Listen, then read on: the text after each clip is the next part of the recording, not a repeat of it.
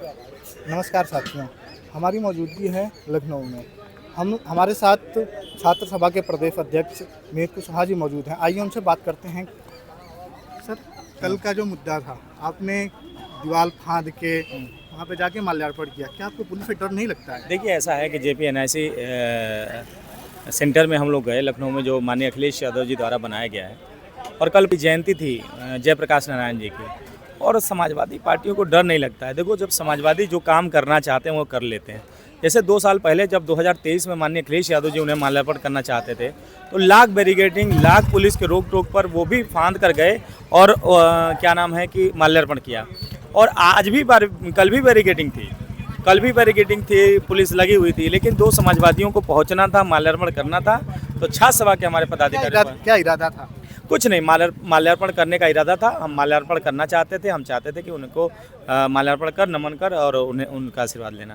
भारी संख्या में पुलिस मौजूद थी, उसके बावजूद भी आप वहाँ देखिए, दीवार फांद के पहुँच गए। पुलिस कभी समाजवादी पार्टी को नहीं रोक पाएगी। भाजपा की सरकार कभी समाजवादी पार्टी के कार्यकर्ताओं को नहीं रोक पाएगी।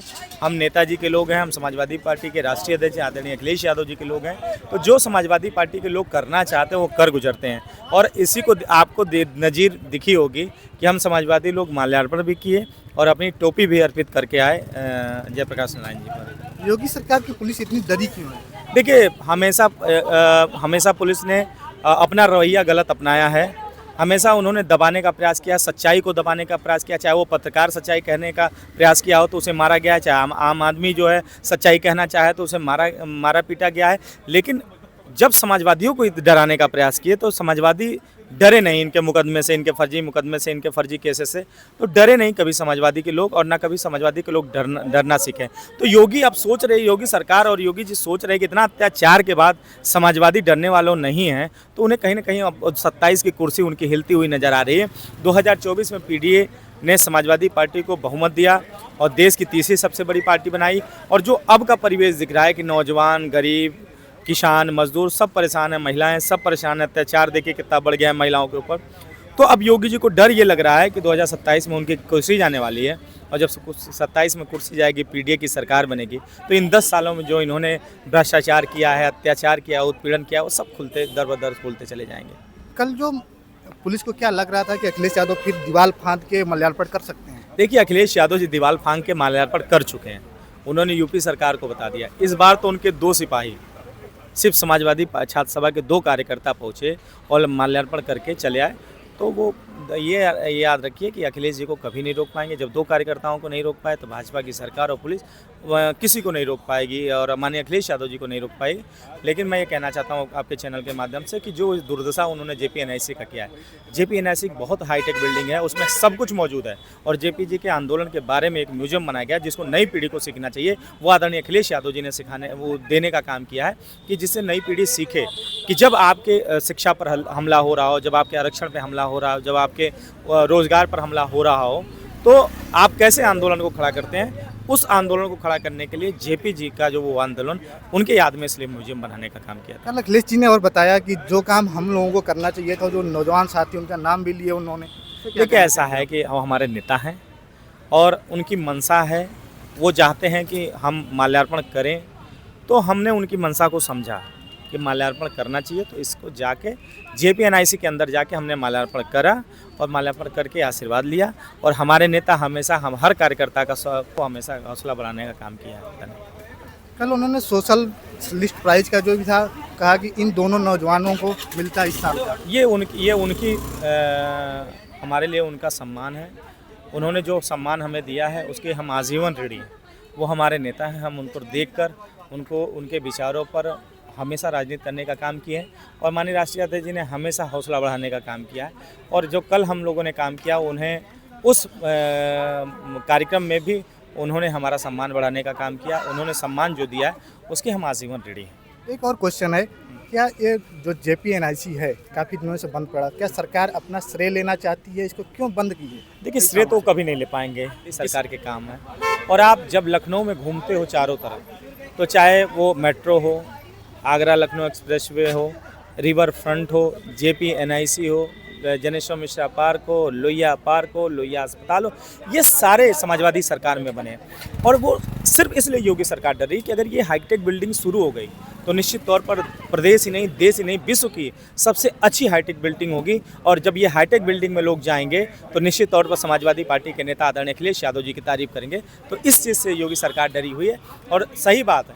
आज राष्ट्रीय अध्यक्ष जी ने कहा है कि अगर ये पेड़ अगर उन्हें लग जाएगा कि ये समाजवादियों को फायदा दे रही है तो उस पेड़ को भी कटवाने का काम ये लोग करेंगे। तो इस मानसिकता से योगी सरकार परेशान है, योगी जी परेशान है। तो और जो JPNIC का अखिलेश जी ने बताया कि सरकार इसको बेचना चाहती है, क्या ऐसा भी? नहीं, वो तो बेचना तो चाहते ही हैं, लेकिन हम उसे बेचने नहीं देंगे। राष्ट्रीय अध्यक्ष जी ने कह दिया कि हम उसे बिकने नहीं देंगे और ये निश्चित तौर पर जब भी होगा तो हम समाजवादी पहले खड़े होंगे। अगर जब भी इसे बेचने का अगर प्रयास करेंगे तो हम समाजवादी खड़े होकर विरोध करने का काम करेंगे और निश्चित तौर पर इस JPNIC को बिकने नहीं देंगे। क्या सरकार फिर 2027 में सरकार आती है तो फिर JPNIC को और बेहतर बनाया जाएगा? देखिएगा, माननीय अखिलेश यादव जी ने उस समय जो संकल्प के साथ बना रहे थे, जिस परिकल्पना के साथ बना रहे थे, मैं दावे के साथ कहता हूँ कि जब सरकार बनेगी समाजवादी सबसे हाईटेक बिल्डिंग बनेगी, सबसे हाईटेक बिल्डिंग। और कहा गया है कि वो खंडहर बन चुका है। हाँ। लेकिन सरकार तो कह रही है कि हमने नगर निगम को उसको देख रेख के लिए उसको नहीं, हमारे जाने के बाद, हमारे अंदर जाने के बाद निश्चित तौर पर वो खंडहर में तब्दील हो चुका है। जो म्यूजियम है वहाँ पानी भरा हुआ है, टाइल्स टूटे हुए हैं, मूर्तियों पे धब्बे हैं, मूर्तियाँ जो है बदरंग हो चुकी हैं, लाइटें टूटी हुई हैं, पेड़ बड़े बड़े हो गए, जिसका कोई रख रखाव नहीं है। जितनी उसमें अच्छी चीज़ें बनाई गई थी वो सब टूटे पड़े हुए हैं, ख़राब पड़े हुए हैं। पानी, बरसात का पानी रुका हुआ है, पानी गंदा हो चुका है, काला हो चुका है, बदबू आ रही है उससे।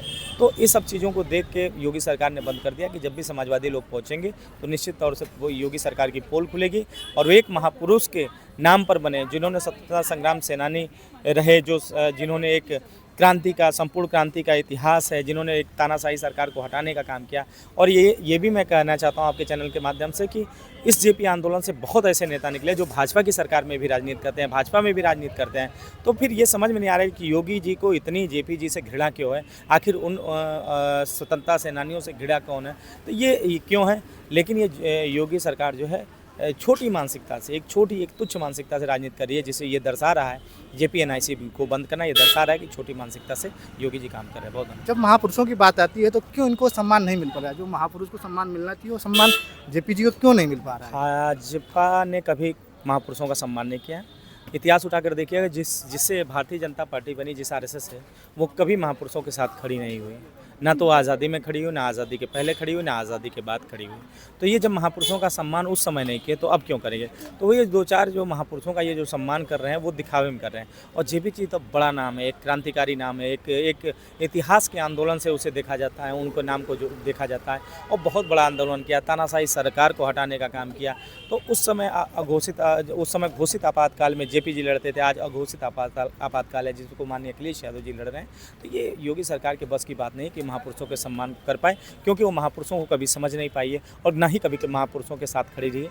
तो इसलिए योगी सरकार की मानसिकता इतनी गिरी हुई है। योगी सरकार। एक आखिरी सवाल है, जब आपका माल्यार्पण करने के बाद फोटो वायरल हो रही थी इंटरनेट पे, तो पुलिस का कहना था कि उन दोनों युवाओं की चिन्हित करके उनके ऊपर कार्रवाई की जाए। वो देखिए, कार्रवाई से कोई डर नहीं था। एक माल्यार्पण करना, एक महापुरुष के माल्यार्पण करने में जेल भी जाना पड़े तो हम चले जाएंगे, लेकिन मुकदमों से डर नहीं लगता। मुकदमों से डर नहीं लगता। अगर एक महापुरुष के माल्यार्पण पर उनको नमन करने पर, याद करने पर अगर जेल हो सकता है या केस हो सकता है, तो सोचिए ये सरकार की मानसिकता कितनी छोटी है। तो ये कर भी देंगे तो कोई हमें डर नहीं है और हम जेल भी जाने के लिए तैयार हैं। हम महापुरुषों के सम्मान के लिए जेल भी जाने के लिए तैयार हैं। धन्यवाद। हमारे साथ विनीत जी थे, उन्होंने बताया कि माल्यार्पण करने के बाद उनके अपने विचार क्या। खबरों को देखने के लिए हमारे चैनल को लाइक और सब्सक्राइब करिए और